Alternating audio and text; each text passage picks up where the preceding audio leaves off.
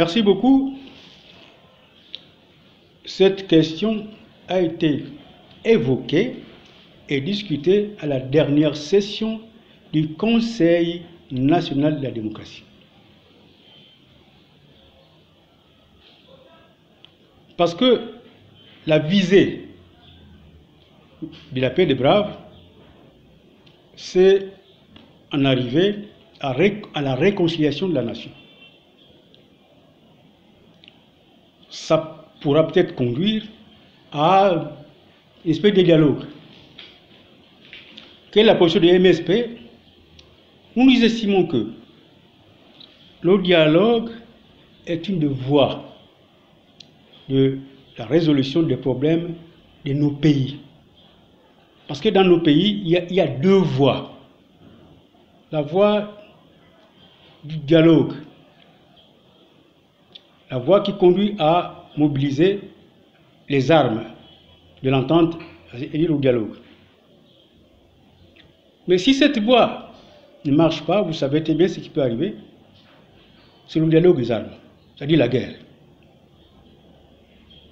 Et la guerre, comme on voit de résolution de nos problèmes, est difficile. Elle est même dangereuse en ce moment, où les pays impérialistes profitent des événements, comme la guerre, pour intervenir et jouer au sapeur-pompier. L'Afrique centrale est une région où il y a beaucoup de guerres. On aurait pu éviter cela s'il y avait des vrais dialogues, c'est-à-dire des dialogues authentiques. Vous savez, en Afrique du Sud, il y avait un grave problème qui s'est posé là-bas, le colonialisme et le racisme. C'est grâce au dialogue qui a mis en avant la recherche de la vérité et la réconciliation que certains problèmes ont trouvé leur solution. Nous estimons que cette voie-là mérite d'être imitée et même approfondie, améliorée. Nous, on aurait souhaité que le Gabon se saisisse de cette arme-là pour conduire notre nation à se réconcilier. Alors, on nous dit paix des braves. Ce terme en lui-même est un terme qui renferme la provocation et le mépris de ceux qui sont morts. Alors, on parle de la paix des braves. La question qu'on s'est posée pendant ce Conseil national de la démocratie, c'est qui sont les braves? Ce terme élogieux est utilisé à la fois pour ceux qui ont réprimé les populations. La question, sont-ils des braves? Ceux qui assassinent des gens au menu, qui utilisent les avions, les armes, pour assassiner les gens au menu. Peut-on les qualifier de braves?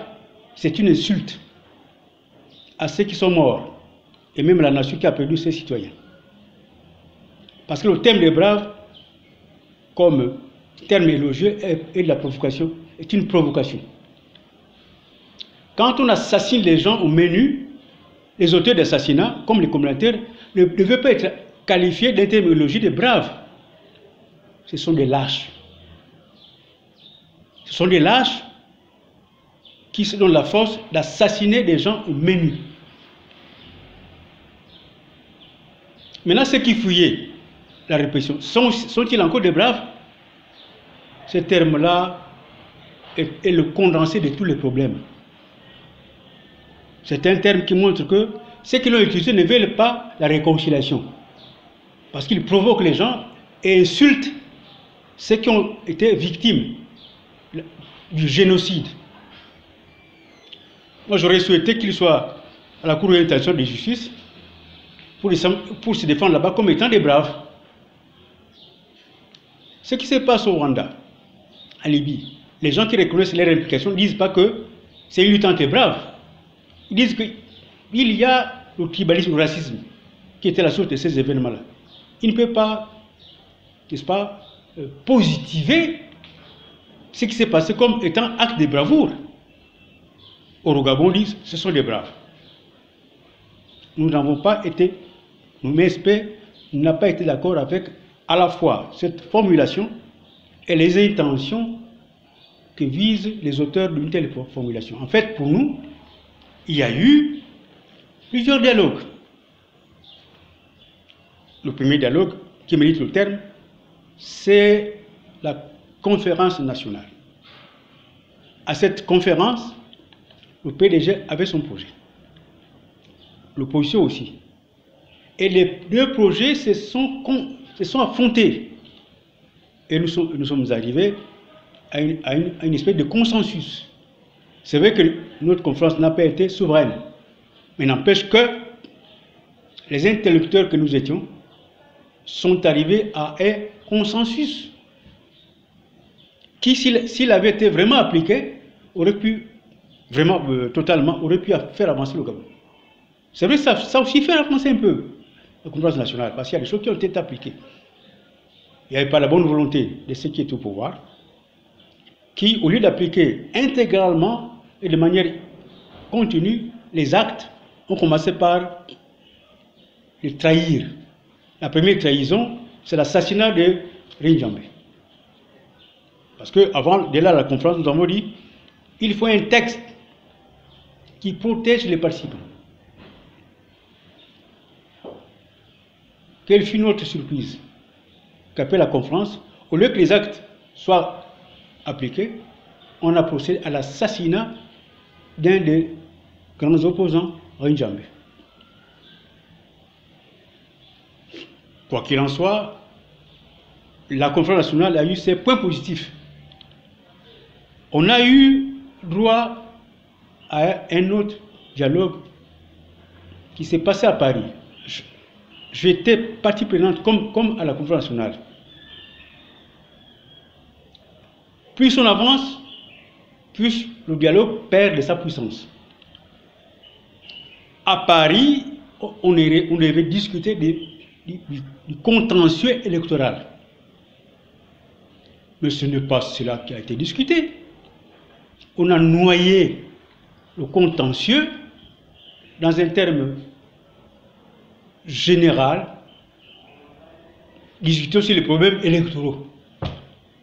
Donc l'essence du débat a été évitée. Et nous sommes arrivés quand même à quelques accords. Mais, vous savez, ce que l'avenir a réservé, c'est ces accords.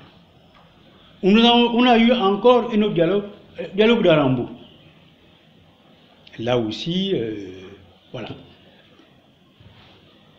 La leçon que le MS tire, c'est que le dialogue au Gabon n'est pas authentique et devient une arme pour la préservation de l'ordre établi. C'est ainsi qu'un dialogue en cache un autre et devient une arme pour la pérennité du régime en place. Pourquoi? Parce qu'on se rend compte que progressivement, les accords deviennent des accords de dupes. Les gens du pouvoir se posent comme malins et l'opposition devient l'éternel trompé. Suite à cela, regardez cela, le MSP avait proposé qu'au prochain dialogue, il faut mettre en avant deux principes. D'abord, le dialogue doit être un dialogue qui implique tout le monde, mais qui doit être sans tabou. Nous étions les grands défenseurs du dialogue le plus récent, celui qui a eu lieu en Gonji. Mais on s'est rendu compte, chemin faisant,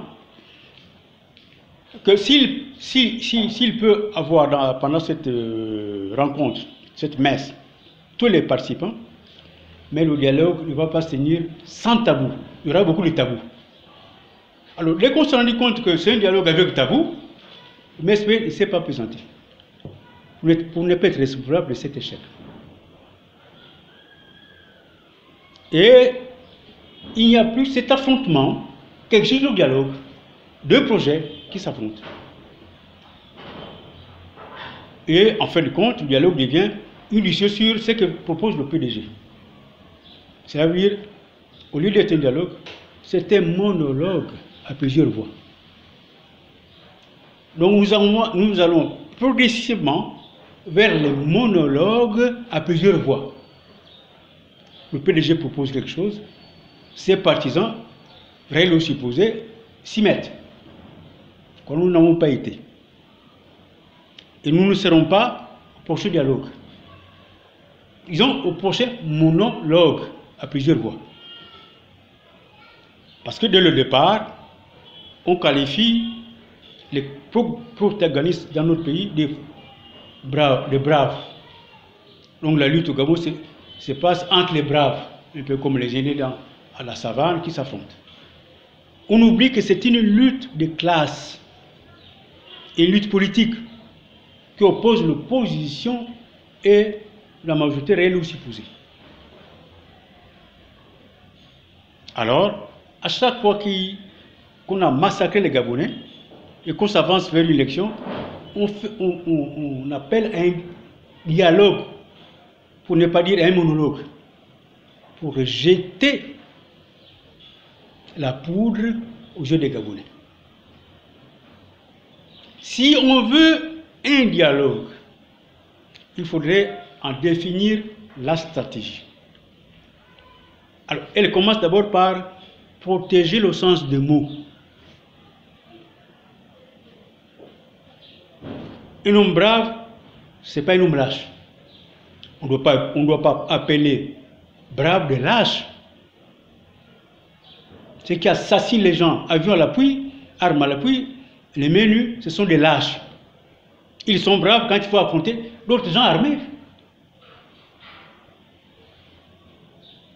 Il faut d'abord être conséquent, reconnaître la vérité et reconnaître les erreurs. Ceux qui ont commandité ces génocides doivent se présenter et demander pardon aux Gabonais.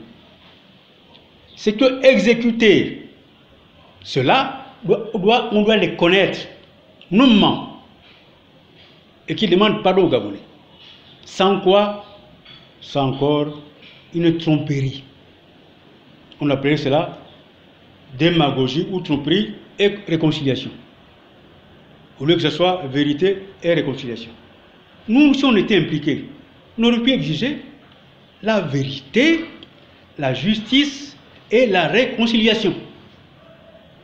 Parce que beaucoup de choses divisent les Gabonais. Les assassinats impunis. Prenez l'exemple. Il y a eu le moment de casserole.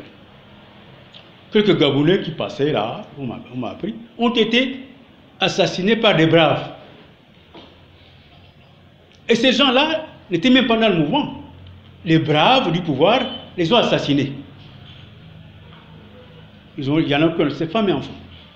Pour un mouvement de casserole. Ce qui arrive là, le confinement, étonne tous les peuples du monde. Que le peuple gabonais agisse pour montrer son étonnement, exiger au pouvoir un resserrement de situation. Est-ce qu'il a tort? Est-ce qu'on doit envoyer les braves les assassiner? C'est que les gens là n'ont jamais tiré les leçons de ce qui se passe. Ils ont fait de l'assassinat une arme à utiliser à chaque fois. Parce que les Gabonais, quand tu les assassinés, un ou deux, ils se retirent et le pouvoir continue. Mais ils ne savent pas que le peuple gabonais, c'est l'eau qui dort. Comme tous les peuples du monde. À un moment donné, le peuple gabonais n'aura plus peur d'avoir peur. En ce moment-là, ce sont les braves, les faux braves qui ont peur. Est-ce que ces gens-là voient ce qui se passe dans le monde? Nous sommes dans un petit coin, le Gabon, mais est-ce qu'ils voient ce qui se passe dans le monde? Il faut arrêter de tromper les Gabonais. Les partis qui ont choisi cette voie-là, c'est eux qui auront parlé au nom des parents qui ont pris les parents qui ont pris leurs fils. Ils vont se substituer aux familles qui ont perdu les gens parce qu'ils revendiquent simplement la vérité sur les élections.